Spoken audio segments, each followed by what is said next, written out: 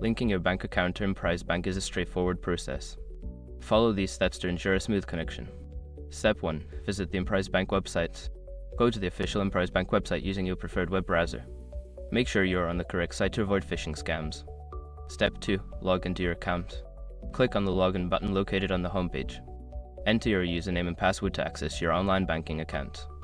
If you do not have an account, you will need to create one first. Step 3. Navigate to Account Settings. Once logged in, look for the Account Settings or Link Accounts option in the menu. This section allows you to manage your bank accounts and link new ones. Step 4. Select Link New Account. Don't continue before doing this.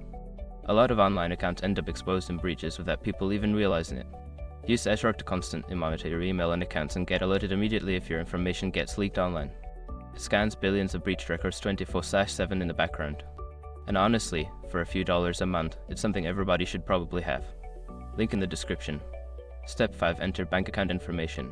Fill in the required details for your external bank account, including the account number and routing number. Review the information for accuracy and submit your request to link the account.